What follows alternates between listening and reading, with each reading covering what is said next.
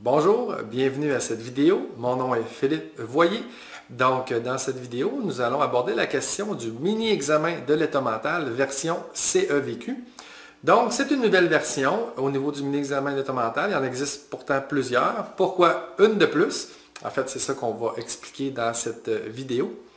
Donc, il existe plusieurs versions et ça, ça soulève plusieurs problèmes au niveau de la validité, la surveillance clinique des patients, l'évaluation de la réponse thérapeutique à la médication. Le profil cognitif d'un patient peut rester le même, mais ses scores changent parce que les gens n'utilisent pas la même version et la même méthode de passation. Donc, selon nous, je dis nous parce qu'on était un certain nombre de personnes à s'intéresser à cette question qui a produit ce rapport-là, on s'est dit, peut-être qu'il faudrait tenter de donner une contribution pour standardiser les choses. Donc ça, c'est le rapport que vous avez là qui présente toute la logique derrière la vidéo que je vais vous présenter. Les gens qui veulent en savoir plus, ils ont plein de questions, mais pourquoi ils ont pris telle décision? C'est sûr, je peux parler dans tous les détails, mais dans le rapport, vous avez tous les détails. Donc, ce rapport-là, il est sur le site du Centre d'excellence sur le vieillissement de Québec et je vais aussi mettre un lien là, sous la vidéo là, si vous êtes dans YouTube. Donc, quand je dis qu'il y a plusieurs versions, en fait, comme vous voyez, là, il y a plusieurs versions disponibles. Et chacune de ces versions-là a ses consignes, a sa méthode de cotation, a ses propres instructions. Et comme je le disais, ça l'amène énormément de variabilité dans les scores obtenus. Donc, j'aimerais quand même souligner la contribution de mes collègues à ce travail-là. Hélène Richard, Lucille Junot, Pierre Durand, Michel Morin, Karine Labarre et Carole Hudon, qui ont contribué là, au contenu que je vais vous présenter dans cette vidéo, puis évidemment au rapport sur la question. Donc, d'avoir plusieurs versions du mini-examen d'état mental, rapidement, qu'est-ce que ça fait? La bonne réponse, par exemple, à une question peut varier. Parce que vous allez voir dans le rapport, on présente des versions qui vont dire, non, ça prend absolument la bonne date lorsqu'on demande la date. Mais il y en a d'autres qui vont dire, à une journée, c'est correct. D'autres vont dire, non, à 3 journées, là, si se trompe de 3 journées, ça va. D'autres vont dire, ça dépend s'ils sont dans le milieu du mois ou à la fin du mois. Finalement, selon la version, la réponse peut devenir bonne ou pas bonne. La saison, c'est la même chose. Il y en a qui vont exiger la saison selon vraiment le calendrier. D'autres vont dire selon la température. D'autres, ça va être 3 jours de la date, 16 jours. Encore là, de la variabilité. Répéter la question. On a qui vont dire on ne répète jamais les questions. Puis il y en a qui vont dire on peut répéter jusqu'à 3 fois la question. Les soustractions, dans certaines versions, les soustractions sont obligatoires. D'autres sont facultatives. Ou encore dans d'autres, il ne fait tout simplement pas partie du mini-examen d'état mental. Puis finalement, écrire une phrase, dans certains cas, la phrase, on va dire avec un complément ou sans complément. Alors vous voyez, tout ça fait que le score pourrait varier de 3, 4, 5 points en différentes versions selon la performance de la personne. Donc, cette vidéo-ci, son objectif, c'est de vous présenter l'outil. Donc, faire attention, l'objectif n'est pas de vous préparer à faire l'évaluation de l'état mental d'une personne âgée qui est symptomatique sur le plan des plaintes mnésiques, là, qui se plaint de troubles de mémoire. C'est pas ça du tout. Donc ça donne une formation d'une journée là, pour faire l'évaluation de l'état mental correctement parce qu'il faut connaître c'est quoi les mémoires sémantiques, procédurales, prospectives, mode de travail, l'attention, concentration, l'état de conscience. Dans le fond, il faut tout connaître l'architecture de l'état mental, savoir faire une anamnèse, poser les questions, aller chercher les différentes sources. On va parler des critères diagnostiques des troubles de l'état mental. Alors, juste pour vous dire, aujourd'hui, dans cette vidéo, c'est que je présente vraiment comment compléter l'outil. Mais ça ne signifie pas qu'on est en mesure de faire une évaluation de l'état mental. Ça va juste signifier qu'on est capable d'utiliser cet outil-là correctement. À ce sujet-là aussi, lorsqu'on parle de l'outil, c'est qu'on pose chacune des questions et ça, c'est une partie de l'évaluation de l'état mental. Ce n'est pas synonyme de l'état mental. Alors, c'est très important de faire cette distinction-là, comme vous allez le voir, parce que lorsqu'on est en train de compléter le test cognitif, des fois, les cliniciens, ils vont poser une question, puis là, la personne répond telle chose, puis là, ils vont aller explorer un petit peu plus loin. Là, ils vont poser des sous-questions, ils vont aller poser une autre question. Hop, ils reviennent au test. Là, ils posent 3-4 questions du test. Là, par la suite, ils répondent ça, tiens, je vais aller creuser là. Fait que là, ils vont encore là poser d'autres questions, d'autres sous-questions. Ils amènent le patient ailleurs. Après ça, ils reviennent au test, et ainsi de suite. Puis là, à la fin, ben, ils établissent un score. Sauf que le déroulement a été complètement variable. Hein? Il était différent de ce que d'autres cliniciens vont faire.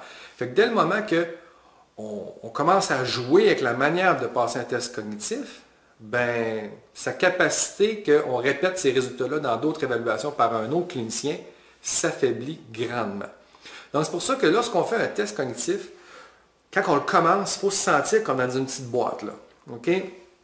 C'est presque militaire. Là. On ne peut pas commencer, là, tout le monde à improviser. Là. Quand on commence le test, on pose les questions, puis par la suite, dans l'évaluation, là, on ira chercher d'autres éléments. Là, on peut s'étendre, on peut aller approfondir telle chose, on peut reposer d'autres questions. Mais du moment qu'on est dans le test cognitif, si on veut avoir un score qui va être réplicable, ben, il ne faut pas commencer à improviser comme ça. Donc, contexte d'utilisation. Hein? En fait, c'est un peu ce que je viens de parler, la différence entre le diagnostic médical et le dépistage. Hein? Lorsqu'un médecin fait un diagnostic médical, il y a tout un diagnostic différentiel, il va aller éliminer certaines hypothèses, etc. Tandis qu'ici, lorsqu'on fait un test cognitif, comme on va le voir, c'est un test de dépistage, c'est pour voir si la personne a des troubles cognitifs. On n'est pas en train d'imputer la cause des troubles cognitifs. Donc, c'est pour ça que vous allez voir que dans la version qu'on propose, on dit, écoutez, préoccupez-vous pas de l'âge ou encore de la scolarité au stade du dépistage. Parce qu'on ne voudrait pas que quelqu'un dise, écoute, Monsieur Côté, il a 23 sur 30, mais compte tenu de son âge, compte tenu de sa scolarité, c'est normal, au stade du dépistage. Mais ça, ce n'est pas infaillible, ces tests-là. Donc, il est toujours mieux dans un tel cas de quand même de demander une évaluation plus approfondie au niveau médical pour s'assurer finalement qu'effectivement, c'est ça l'imputabilité. Et non de dire à une personne, ben tout est normal, alors que l'histoire du symptôme, le rapport des proches dit, il y a un déclin courant de la dernière année, etc. Puis nous, on dit, ben son score est normal selon son âge et sa scolarité. Non, OK, c'est pour ça que nous, on a dit, non, pas au stade du dépistage. Au stade du dépistage, là, tenir compte de l'âge, de la scolarité, non. Si on est face à un cas complexe, un médecin, une clinique mémoire ou encore la neuropsychologie, pourront vraiment faire l'analyse de qu'est-ce qu'on peut attribuer comme cause au score obtenu. Mais ce n'est pas en première ligne par la profession infirmière ou par les médecins de première ligne qu'on devrait s'appliquer à faire ça systématiquement. Ce serait plus des paramètres pour des cas plus complexes. Et ensuite, au niveau de la surveillance clinique, lorsqu'on compare la réponse thérapeutique ou l'évolution clinique de l'aîné qui a la maladie d'Alzheimer à long terme, mais tenir compte de son âge, sa scolarité, ça ne change rien, c'est surtout son score, comment est-ce qu'il évolue dans le temps, et non comment on le pondère qui devient important à ce niveau-là. Donc c'est pour ça que dans l'outil, l'examen mental, dans sa forme CAVQ, on a retiré ces pondérations-là selon l'âge et la scolarité. Lorsque on administre un test, il est très important de respecter les consignes. Okay? Donc, comme je vous disais tantôt, lorsqu'on fait l'évaluation, on fait l'anamnèse, on fait le PQRST, on regarde au dossier, on pose des questions aux membres de la famille. On peut faire plein de choses, mais quand on arrive dans le test cognitif, on pose ces questions-là. Il n'y a pas d'improvisation. C'est la formulation de la question, il faut la conserver, il ne faut pas la changer, il ne faut pas l'improviser. J'ai vu des fois en clinique, vraiment juste des petits changements qui fait que la personne n'a pas compris la consigne clairement. Et ça fait quoi? Ça fait qu'elle n'a pas réussi la question. Alors à la fin du test, je dis à la personne, pose donc la question exactement comme elle est formulée. Elle pose la question telle qu'elle est formulée et là, elle obtient la bonne réponse. Donc, lorsque des fois on essaie de simplifier, on essaie d'être détendu, relax, puis là on pose la question, bien, ce qu'on a tendance à faire, c'est de la complexifier, puis de l'allonger, cette question-là. Bien, à ce moment-là, ça devient plus difficile pour la personne d'y répondre. Lorsqu'on fait un mini-examen mental ou n'importe quel test cognitif, en tout cas, règle générale, mais là on passe du mini-examen mental, à moins de précision contraire dans le test, ne jamais répéter les questions. OK, c'est sûr, votre jugement clinique est important. Si la porte se ferme, quelqu'un parle, je ne sais pas trop ce qui se passe, de quoi, qui a distrait la personne, là, vous pouvez répéter. Mais règle générale, c'est qu'au début d'un test cognitif, on dit, est-ce que vous m'entendez bien? Est-ce que vous me voyez bien? On élimine toutes les variables qui peuvent déranger. On ferme la porte, on ferme la radio, on ferme la télévision, on tire le rideau s'il y a un autre patient dans cette chambre-là, pour avoir le focus complet de la personne. Et lorsqu'on fait le test cognitif, on articule, on parle bien, on parle assez fort. Puis la personne a dit, pouvez-vous répéter la question? On dit tout simplement, ben, on va continuer, on va aller à la prochaine. Donc, on ne prend pas l'habitude de répéter parce que plus on répète, ben là, les gens il y en a qui vont répéter une fois, il y en a qui vont répéter 2 fois, il y en a qui vont répéter 3 fois, on vient encore là biaiser notre test. Donc, ne pas aider le patient de quelque manière que ce soit, évidemment. Des fois, on aurait le goût de les aider, de leur donner un petit truc, mais non, on n'est pas là pour les aider, on est là pour établir un score dans un test cognitif, dans ce cas-ci. Il faut encourager les efforts et non les résultats. On ne commence pas à dire bravo, vous êtes bon, hey, ça va bien, vos réponses sont bonnes. Parce que dès le moment qu'il va y avoir une mauvaise réponse, vous ne pourrez pas dire ça. Donc là, si vous ne dites pas ça, qu'est-ce qui va se passer? Il va se dire, oh, il ne m'a pas encouragé, il ne m'a pas dit que c'était bon. Est-ce que j'ai eu mal? Puis là, vous êtes en train de continuer le test, puis vous posez vos autres questions. Qu'est-ce qui se passe dans sa tête? Son attention divisée, là, ben, il y en a une partie qui se pose des questions, l'anxiété monte, puis vous continuez à poser vos questions. Bien, sa performance cognitive va baisser.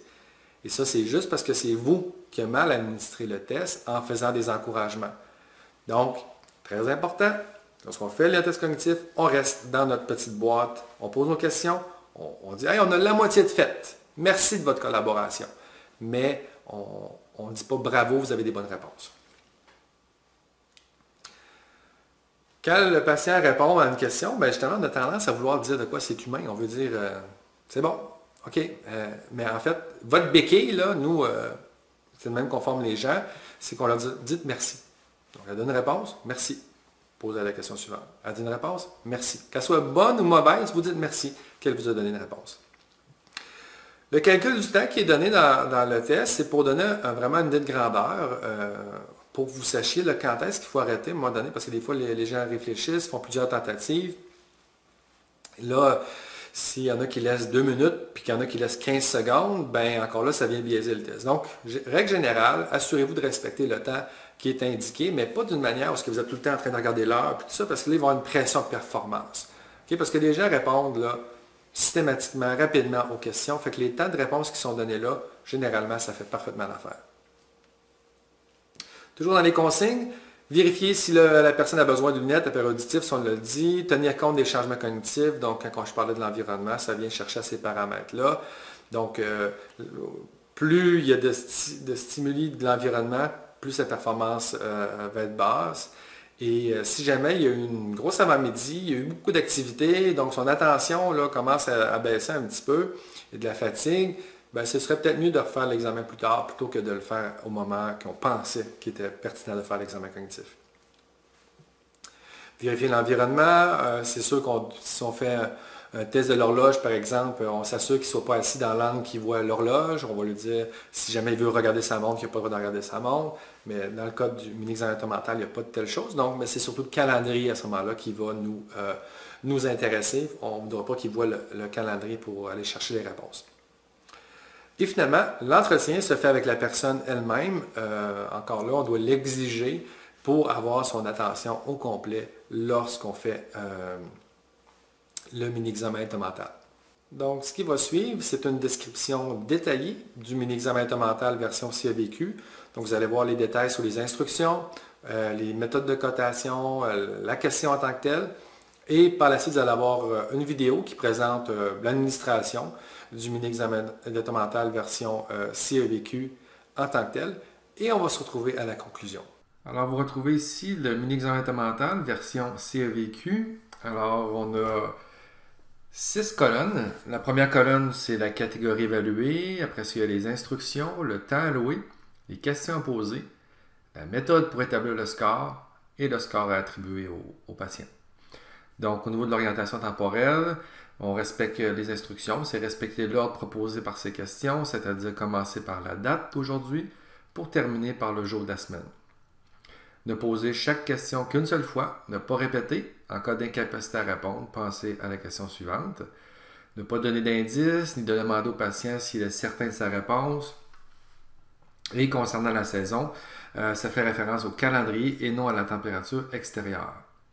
Donc, après avoir posé la question comme quelle est la date d'aujourd'hui, c'est 10 secondes là, par question maximum pour répondre.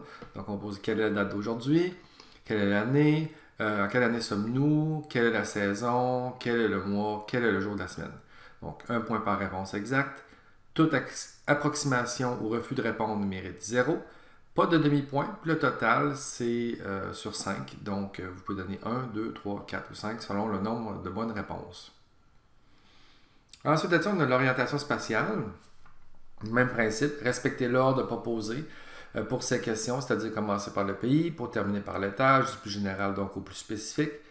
Même chose, on pose la question qu'une fois, on ne répète pas, et on ne donne pas d'indice, on ne demande pas au patient non plus s'il est certain de sa réponse. On a encore 10 secondes, et là vous avez les questions à poser. Donc, dans quel pays sommes-nous? Dans quelle province sommes-nous? Dans quelle ville sommes-nous? Quel est le nom de cet édifice? Pour le patient dans un établissement de santé, ou quelle est votre adresse pour le patient à domicile et à quel étage sommes-nous. Donc, un point par réponse exacte. Pour le domicile, le nom de la rue et le numéro de la maison sont exigés. Toute approximation ou refus de répondre mérite 0. Pas de demi-point. Donc, encore une fois, c'est de 0 à 5 l'étendue des scores possibles pour cette catégorie. Ensuite de ça, on a l'apprentissage. Donc, mentionner les mots clairement et lentement de façon détachée face à la personne. Donc, seule la première tentative compte pour le score. Si le patient ne réussit pas, l'examinateur répète les 3 mots jusqu'à ce que le patient soit capable de les répéter en vue de la question sur la mémorisation.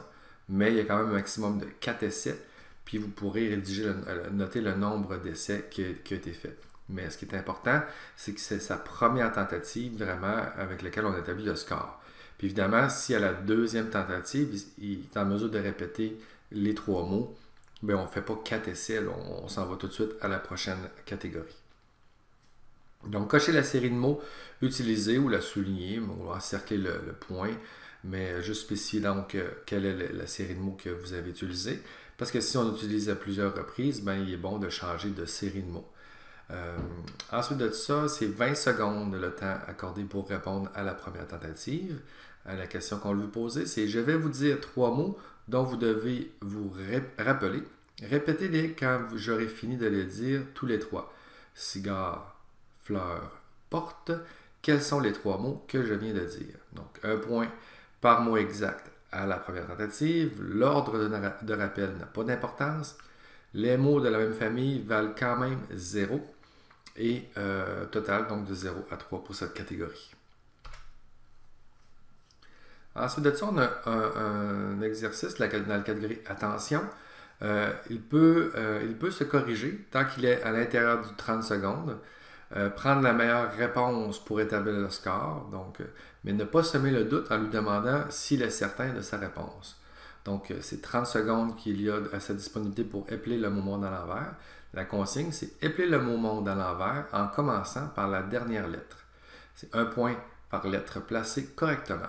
Donc, E-D-N-O-M, total de 0 à 5. La question de calcul, qui est une question aussi d'attention, on ne la fait pas. On privilégie toujours la question d'épeler le mot monde à l'envers. Par contre, question à faire si le patient ne peut pas ou ne veut pas faire la question monde. Par exemple, situation d'analphabète ou peu familier avec la langue française, pourrait ne pas vraiment apprécier épeler le monde à l'envers, mais aimerait peut-être mieux faire des soustractions. Donc, dans ce cas-là, on va y aller avec les soustractions. Les soustractions sont imposées. Donc, si le patient donne une mauvaise réponse, ne pas poursuivre la chaîne de soustraction à partir de celle-ci, indiquer la prochaine soustraction à faire. Donc, 100 moins 7, le patient dit par exemple 95, vous dites merci. Maintenant, 93 moins 7, il vous dit 88, vous dites merci. Maintenant, 86 moins 7, mettons, il dit 79, alors vous dites 79 moins 7, et ainsi de suite. Donc, il y a 60 secondes pour l'ensemble de ces soustractions. Et la première question, on dit « Dites-moi combien fait 100 moins 7 ». Donc, 1 point par soustraction réussie remplace le mot la question monde, puis le total est donc de 0 sur 5. Par la suite, dans la catégorie mémorisation, donc ne pas donner d'indice. Si la personne n'avait pas réussi l'apprentissage des 3 mots, ne pas poser cette question, évidemment. Donc, la personne a 20 secondes pour y répondre. Pourriez-vous me dire quels étaient les 3 mots que je vous avais demandé de retenir?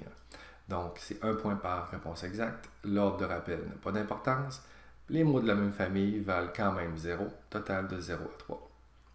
Langage, nommer des objets. Donc, montrez une montre à votre poignet avec une apparence usuelle, simple, avec des aiguilles, afin d'éviter toute ambiguïté. L'heure indiquée n'a pas d'importance. Puis pour le crayon, montrez un crayon à mine avec efface à une extrémité et avec la mine aiguisée, afin encore là d'éviter toute ambiguïté. Le patient ne doit pas manipuler l'objet. Donc, c'est 10 secondes pour fournir la réponse à chacune des demandes. Et la première, c'est quel est le nom de cet objet en montrant sa montre. Et l'autre, quel est le nom de cet objet en montrant le crayon. 1 point par réponse exacte. Seul le mot montre est accepté. Seul le mot crayon est accepté. Total sur 2 points. Ensuite, langage, répétition d'une phrase. Dire la phrase une seule fois, clairement et lentement face au patient. Si la personne dit ne pas avoir entendu, ne pas répéter et dire simplement répondez ce que vous pensez avoir entendu. Donc 10 secondes qu'on lui laisse pour répéter la phrase et la phrase est la suivante. La consigne, c'est répéter cette phrase après moi, pas de mais, de si, ni de et. 1 point pour la répétition exacte de la phrase, donc il faut qu'il y ait tous les mots. Toujours dans la catégorie langage, consigne orale, donc identifier la main dominante du patient. La consigne utilisera la main non dominante. On peut faire ça à cette étape-ci ou on peut le faire avant le début du test. Montrez la feuille blanche en la tenant vous-même dans votre main et dire les consignes clairement et lentement face au patient de façon continue. Puis tendre la feuille au patient après avoir donné les 3 consignes. La consigne n'est dite qu'une seule fois. Ne pas permettre au patient de prendre la feuille tant que la consigne n'a pas été entièrement donnée. S'il tente de la prendre, éloignez doucement et temporairement de lui. Ne pas donner d'indice, encore une fois. Si la personne vous demande ce qu'elle doit faire, lui dire « Faites ce que vous pensez devoir faire ». Elle a 30 secondes pour s'exécuter. Donc la consigne qu'on lui donne, c'est « Pourriez-vous prendre cette feuille de papier dans votre main gauche, la plier en deux et jetez-la par terre ». 1 point par consigne exécutée correctement. Donc c'est pour ça que c'est sur 3 points. Langage, consigne écrite. Donc, montrez la feuille sur laquelle est écrit « Fermez les yeux », puis posez la question. Le patient peut lire à voix haute ou dans sa tête. C'est 10 secondes et la consigne est « S'il vous plaît, faites ceci ». 1 point si le patient ferme les yeux spontanément sans incitation. Langage, rédaction, avec l'écriture. Fournir au patient un crayon de plomb aiguisé et une efface. Ne formuler aucune suggestion au patient. La phrase doit être spontanée. Le rassurer au besoin que les fautes d'orthographe et la calligraphie ne sont pas prises en considération.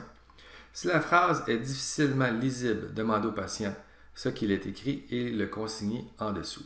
30 secondes pour écrire sa phrase. Et la consigne est « J'aimerais que vous écriviez une phrase complète sur cette feuille de papier ». 1 point si le patient écrit une phrase qui a une signification avec un sujet, un verbe et un complément. La grammaire, l'orthographe et la ponctuation ne comptent pas et il n'y a pas de demi-point. Dernière catégorie, visio-constructif. Fournir au patient un crayon plomb, aiguiser une efface. Le patient peut faire plusieurs essais, mais une fois la minute complétée, il doit remettre sa feuille. S'il ne réussit pas du premier coup, on le laisse poursuivre jusqu'à l'échéance de la minute ou jusqu'à ce qu'il abandonne lui-même en déposant le crayon. Il y a 60 secondes pour compléter le dessin. La consigne, pourriez-vous copier ce dessin? 1 point si le dessin comporte 2 figures fermées à 5 angles chacun. Et si les 2 figures s'entrecroisent en formant 4 angles. Donc, avec ça, il va y avoir 1 point. Pas de demi-point, même si un des 2 pentagones est bien dessiné. Le tremblement et les rotations des figures ne sont pas pris en compte. Le total est sur 30. Avec la feuille, vous avez la feuille pour fermer les yeux, vous avez 2 lignes ou une ligne pour pouvoir écrire la phrase et vous avez le dessin que vous voyez au bas pour recopier.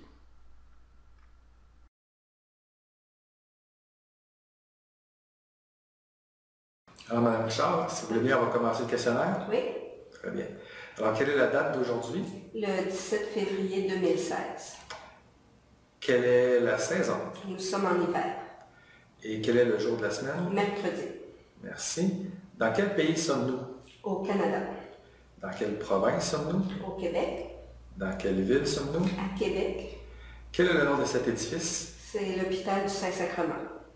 Et à quel étage sommes-nous? Au rez-de-chaussée, au zéro. Merci. Je vais vous dire 3 mots dont vous devez vous rappeler. Répétez-les quand j'aurai fini de les dire tous les 3. Cigare, fleur, porte. Donc, quels sont les 3 mots que je viens de dire? Cigare, fleur, porte. Merci.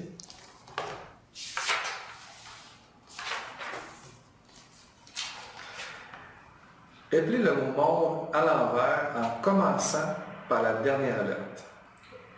E-D-N-O-N. Merci. Pourriez-vous me dire quels étaient les 3 mots que je vous avais demandé de retenir? Cigare, fleur, porte. Merci. Quel est le nom de cet objet? Une montre. Quel est le nom de cet objet? Un crayon. Merci.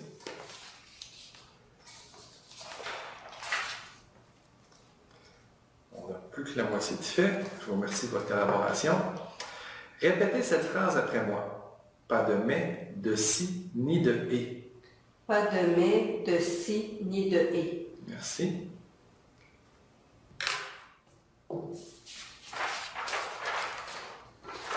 Pourriez-vous prendre cette feuille de papier dans votre main gauche, la plier en 2 et la jeter par terre?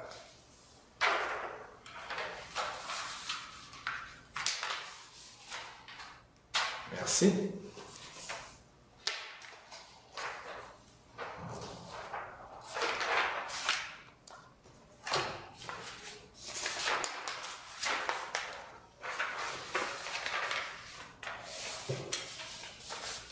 S'il vous plaît, faites ceci. Merci.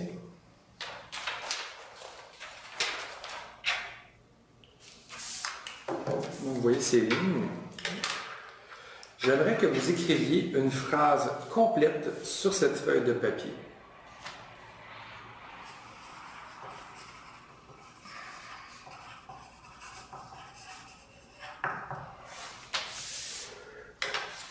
Merci.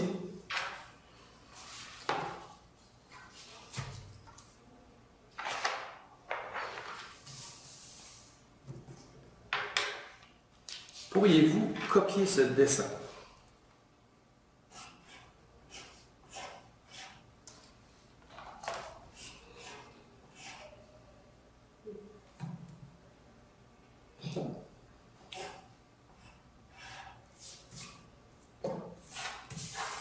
Merci.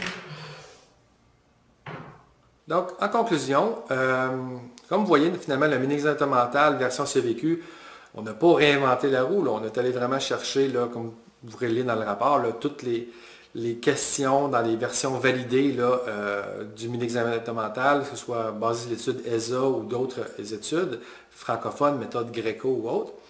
Et sauf que là, on l'a tout structuré avec les détails qui étaient manquants.